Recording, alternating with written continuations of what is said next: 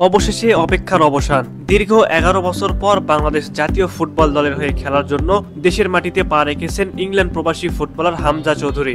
আজ সকাল 11:30টার দিকে সিলেটের এমএজি ওসমানী আন্তর্জাতিক বিমানবন্দরে অবতরণ করে তার বিমান।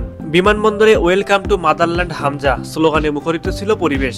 বাফুফের 7 জন নির্বাহী সদস্য এবং হামজার বাবা মোর্শেদ দেওয়ান চৌধুরী তাকে বরণ করে নেন। গত ডিসেম্বরে ফিফা থেকে বাংলাদেশের হয়ে খেলার জন্য ছাড়পত্র পাওয়ার পর থেকেই হামজাকে ঘিরে উন্মাদনা বিরাজ করছে।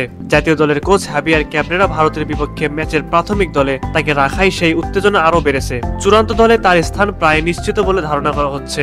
আগামী 25শে মার্চ ভারতের বিপক্ষে ম্যাচে অভিষেক হবে হামজার। ইংলিশ চ্যাম্পিয়নশিপ লিগের শেফিল্ড ইউনাইটেডের হয়ে খেলা শেষে সরাসরি সিলেটের উদ্দেশ্যে রওনা দেন হামজা। বাংলাদেশ সময় রাত 2টায় ম্যানচেস্টার থেকে সিলেটগামী বিমানে ওঠেন তিনি। দীর্ঘ ভ্রমণ শেষে সিলেট বিমানবন্দরে অবতরণ করেন হামজা।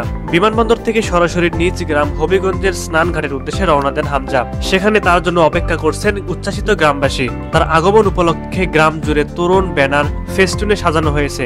স্থানীয়দের ভাষ্যমতে শান্ত ও নম্র স্বভাবের হামজা খেলোয়াড় হিসেবে যেমন সুনাম অর্জন করেছেন, তেমনি গ্রামের মানুষের কাছেও সমান জনপ্রিয়। তিনি গ্রামে একটি হাফিজিয়া মাদ্রাসা প্রতিষ্ঠা করেছেন, যেখানে এতিম শিশুরা পড়াশোনা করেন। প্রায় 11 বছর পর দেশে ফিরেছেন হামজা। রাতে তিনি তার পৈতৃক বাড়িতে থাকবেন, অর্থাৎ গ্রামের বাড়িতে থাকবেন তিনি।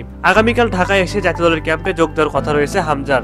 সুপ্রিয় দর্শক, হামজা বাংলাদেশে আসায় উচ্ছ্বাসিত বাংলাদেশের সকল ফুটবল সমর্থকরা। এখন দেখার বিষয় হামজা ভারতকে হারাতে পারবে কিনা।